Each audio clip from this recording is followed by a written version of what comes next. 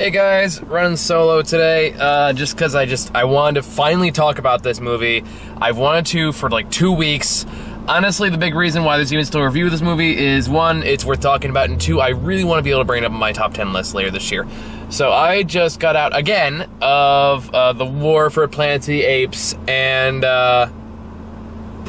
watching it again, I gotta say, I honestly think this film might just be a masterpiece. I think it's fucking amazing. I love every second of it. I love everything it does. I love the characters. I love the story.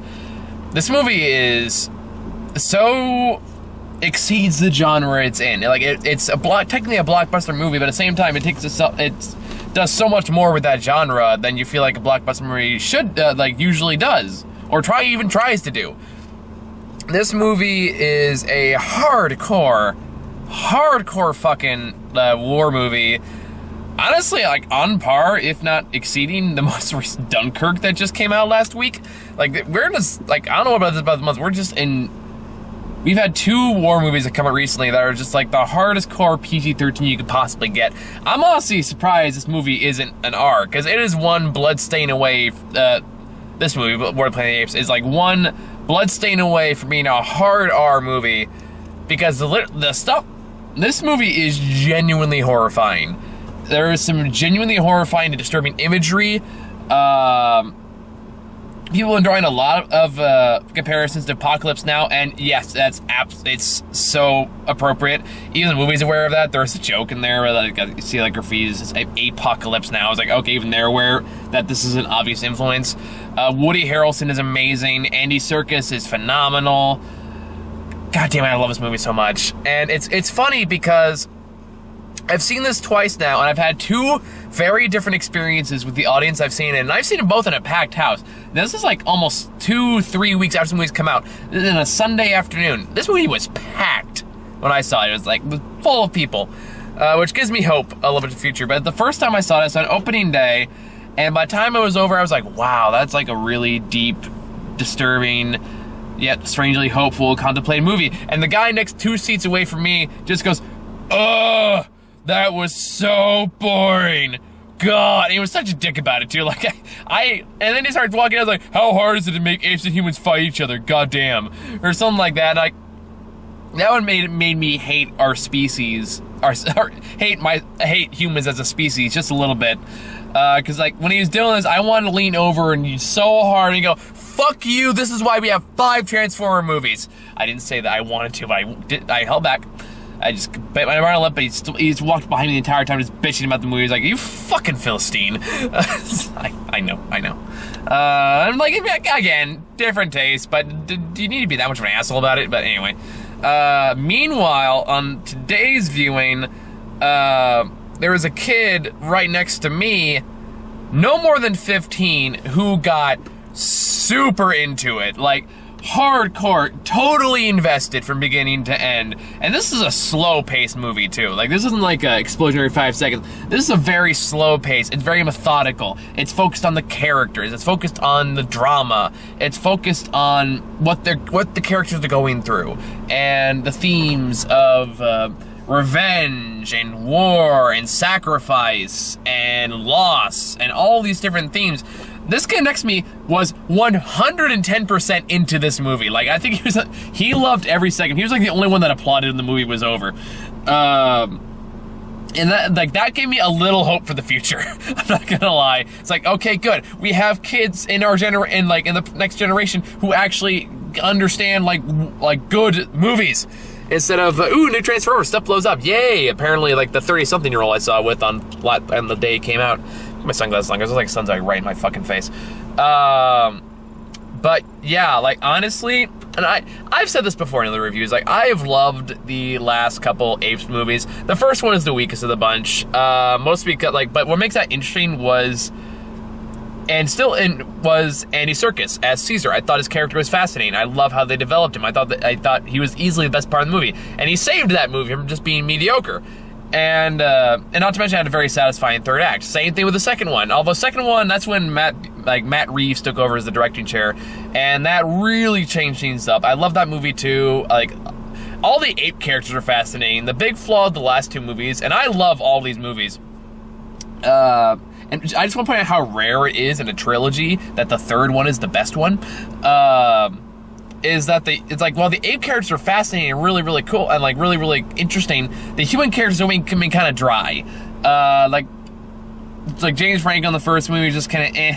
I barely remember anyone else in that movie. And then you had Gary Oldman and the whole family that goes over to deal with talk to Caesar and deal with him. Again, they were just kind of bland. They were just kind of there to serve a purpose. This one, it really focuses on one human character, but that character is fascinating. Like, that character is Woody Harrelson's The Colonel, who's never getting a full name, and he is totally channeling Marlon Brando from Apocalypse Now. You can see in his performance, and he is phenomenal. Like, he and Caesar, I think, will go down as easily some of the best characters in the franchise, if not, like, I don't want to go so far as to say cinema. Caesar might be one of the best characters in cinema right now. The Colonel might be like one of the best villains of the decade, I would say. Both are just absolutely phenomenal. Woody Harrelson is at his prime in these kind of roles. He's so good. He's so menacing, but you get where he's coming from. And in a strange way, at least for me, it was like, you know, he's not entirely wrong. Even though his methods were fucked up, you kind of get why he's doing it. And there's this great conflict and a great way it resolves itself. I don't want to give away, but I will say, like, in comparison to the other two movies, the Apes 1 and 2 had very satisfying final acts. This one doesn't quite have the same satisfying final act, but that is a deliberate choice, and it works to the themes of, like, what good does revenge do you? Is it worth pursuing? At the end of the day, is it worth it? That's the journey that Caesar goes through. And there are some great touching scenes. There's just some great. This movie is so fucking good, and the CGI is by far some of the best I've ever seen.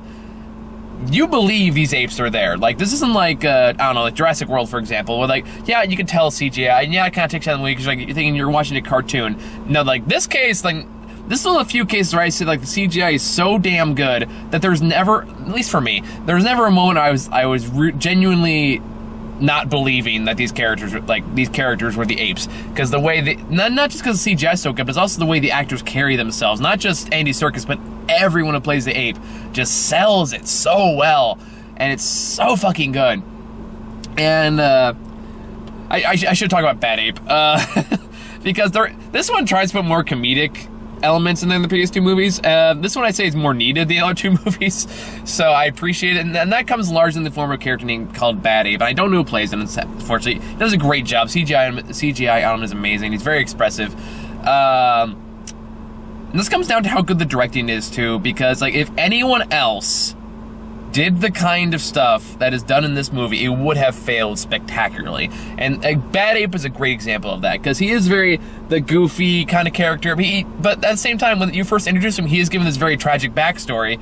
And yeah, he's kind of the buffoon of the group, but at the same time, they know how to use him to alleviate some of the tension that's built up from the movie, because this movie has elements of Apocalypse Now, Schindler's List.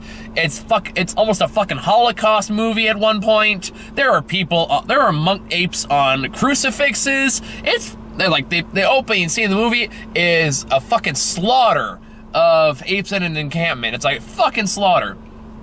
And so you kind of need a character like Bad Ape to alleviate some of the tension. That being said, not to mention, like, horrific dream sequences too. But they use him just enough so he doesn't overstay his welcome. And for a character like this, it's so tricky, because this could have very, very easily been Jar Jar Binks level annoying. And they don't do that. And they use him just enough. It's such a carefully balanced game. So yeah, he's funny, and you can laugh at him, but at the same time, he's not point like, okay, get him off the screen now, he's really fucking bothering me now. There's no Mr. Bad Ape right bullshit like that. He serves his purpose, and he doesn't overstay his welcome. I'm just repeating myself now. So that's really good. I mean, it just, fucking hell, go see this movie. I know it's like 2 weeks after it's gone. If you're gonna see it already, you probably already have. But that being said, I think it's so worth your money. Go see it again. Like, it's the second time I've seen it. I still love it. I love that it's a slower paced movie. A lot of people won't like that though, because the trailers really do sell it as a big, high budget action blockbuster. And there are action scenes in the movie, but it knows how to balance the action sequences with character development. It balances that so well, in that it never loses focus on what the movie's about, which is Caesar's journey. And this is the definitive end of Caesar's journey through these 3 movies. And I still stand that Caesar is easily one of the best characters in cinema in the last decade. I think I said that already. But it's still true. The way he's grown from when he first introduced to where he is at the end of his journey is so expansive and so well-rounded. The ending to his journey feels earned, rather than just it comes to an abrupt end. Like, feel like, okay, this is where you should stop it. And they do. And I really hope they don't make another one, at least not with these characters, because at this point, like, this is the end. Like, as far as I'm concerned, like, you don't need to make any more. You shouldn't make any more. This is the end of the journey. This is as, like, you shouldn't carry it past that, because you're just gonna damage what you did already. Because again, and even just the atmosphere and the music, and it knows when to throw in a heartfelt moment. And I love those moments of, it gives you, like, in this big darkness when Caesar's kind of lost himself in his search for revenge. He kind of starts to realize that his actions are harming everyone else. And but even while he's still doing this, while he's still being inherently selfish, trying to seek out revenge, everyone around him still sticks by him, and they still stick together. They actively try to help him through this tough period in his life, because he's just earned their loyalty. He's earned their hearts, and they just want him to be okay, rather than like how you think it would go, like, oh, our leader's weak now, we need to find new leader, you're a leader now. They don't do that. They stick together. They're unified, especially when it gets to the Holocaust death camps, which is a sentence I never thought I'd have to say about an Apes film, but yeah, there is a fucking Holocaust death camp in this movie, and it's just so good. It's just so good.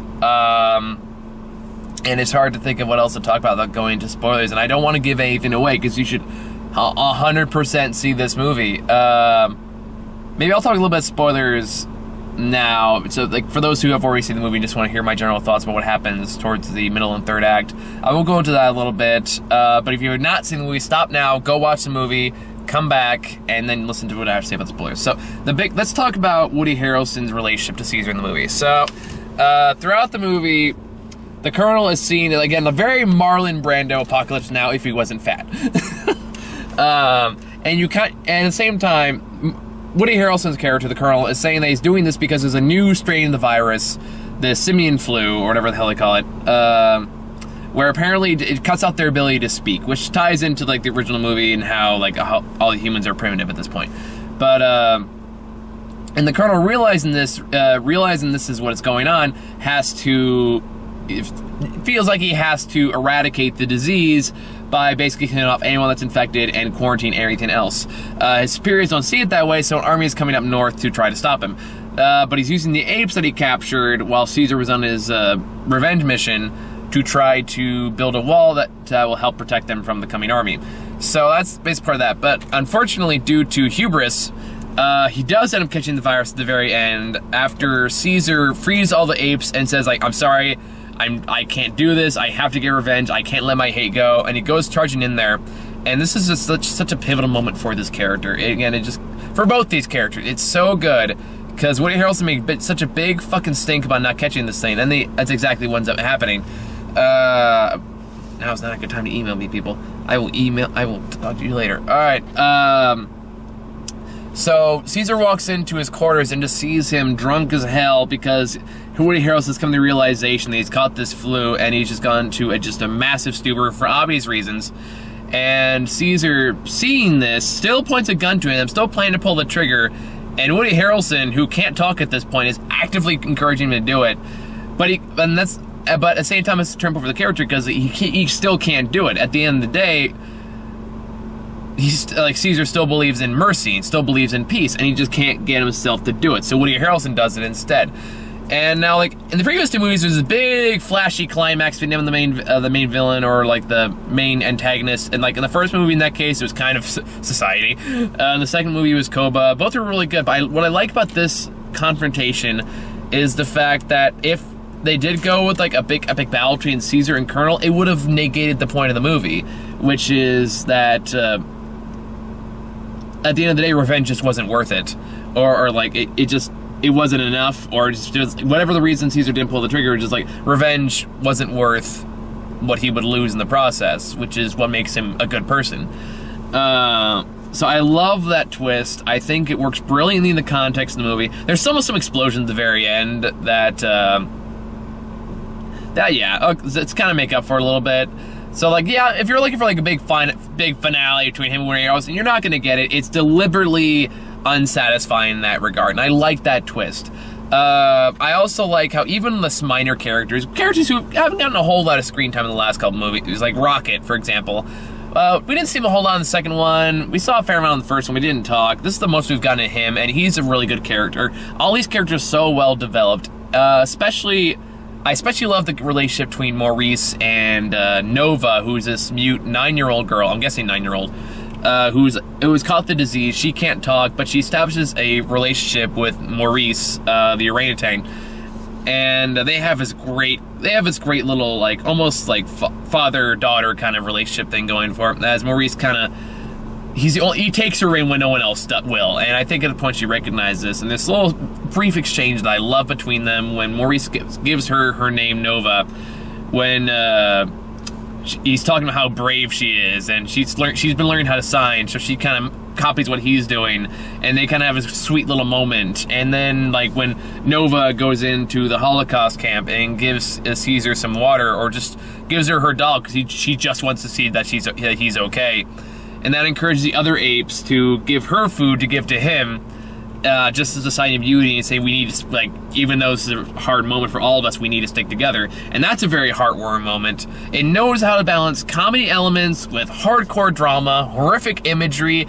and signs for hope. It is just such a well-rounded war movie, and it takes such great inspiration from other brilliant war movies. It's just so fucking good. Fuck, I love this movie. Fuck, I love this movie so much. Yeah, like, I honestly can't think of anything I did not like about this movie. It's just so good.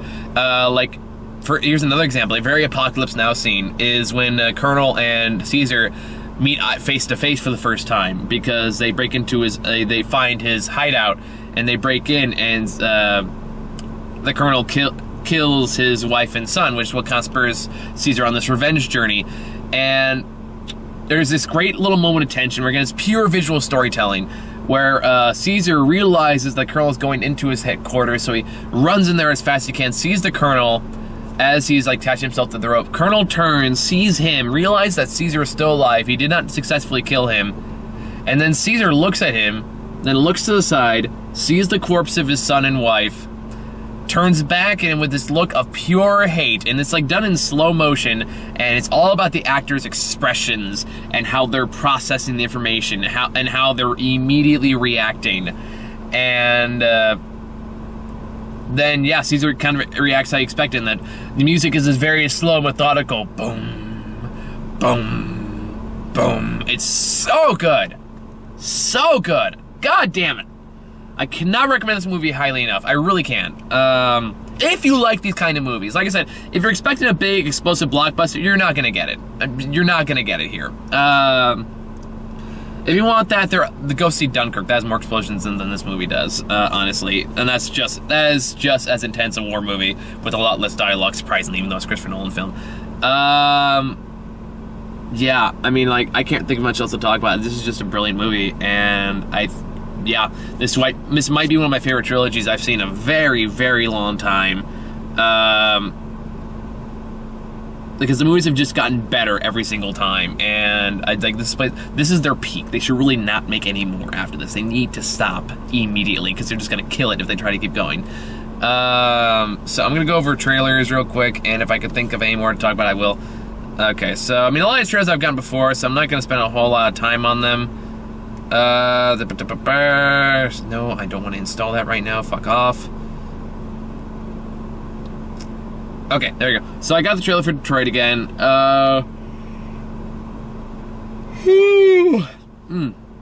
And all these shows I've seen talk about already, so I'm just gonna skip past them. Detroit, Daddy's Home 2, I got that one again. American Made, I've gotten that a couple times. Dark Tower, I've seen this to death. Blade Runner 2, excited for that one. That one looks good. The one I don't think I've talked about before is The Shape of Water, which is the next Guillermo del Toro movie, and I'm really excited for that one because that looks like the closest to like a Monster of the Black Lagoon reboot that we're gonna get. It looks really interesting. Again, just Guillermo del Toro doing monster movies, and they're always like, that's where he excels the most. It's what he's the best at. So I'm really excited for that one. That looks really interesting, really intriguing. I like that the main character is mute, so that leaves a very interesting challenge. And as far as I know, it's not an actress I'm aware of. And of course, it has Michael Shannon there, so immediately I'm interested. So yeah, Shape of Water is really good. Murder the Orient Express, still the same trailer I've gotten before, so nothing really new to talk about there. I did get the new trailer for Kingsman 2. This does just make me more excited. I like all the people in this movie, or at least a lot of people like Jeff Bridges, Julianne Moore, Channing Tatum. Fuck, I'm blanking on the guy from the first movie. God damn it, it's gonna drive me crazy now. Fuck, okay, I'm gonna look this up really quick. I'm so sorry. I try not to do this when I'm just by myself, because at least CJ is like someone else I can help keep them off me, keep the talk away from me for a few minutes while I search this shit up. Okay, fuck, what was I talking? God, I'm so tired. Kingsman, that's what it was. Okay. Yeah, sorry, I'm a little loopy right now, too. Colin Firth. Yeah, Colin Firth is back. So I'm really excited for that one. I think that one's going to be a lot of fun. It's Matthew Vaughn's first sequel in his career, as far as I know. So that should be a lot of fun. That was the last trailer I got. So, yeah, Planet of the Apes, I honestly cannot recommend it enough. It's one of the best movies of the year, easily. At least the ones that I've seen so far. If this is not in my top 10 list, I'll be massively surprised. Pleasantly so, because it means there are a lot of movies that are better than this. But, yeah. If you haven't seen it already, then I've already given away most big plot twists for you. But other than that, go see it. It's a great movie. I think that's all I got for this one. So I still got like 4 movies to go see this week. Still got to see Girls Trip. I got to see the Emoji Movie. I want to see the Ghost Story, which looks interesting, indie film. And I had the name literally 2 seconds ago and I blanked. Fuck, what is it? It's like the one with Charlize Theron. I always forget the goddamn name. Ooh, excuse me. Atomic Blonde. That's what it is. Okay, Atomic Blonde. So yeah, Atomic Blonde. That's, hopefully I'll get to as many of those as I possibly can. I really feel like I need to see more bad movies because I feel like I've been too lucky with the good ones recently, and it's like, no, I need something bad to go see. Just so I have something to put on the top 10 worst list later this year. So I think that's all I got. Thank you guys so much for watching. I know I'm 2 weeks late on this one, but I had to talk about it. I loved it so much. So thank you guys for watching. I'll see you all in the next review.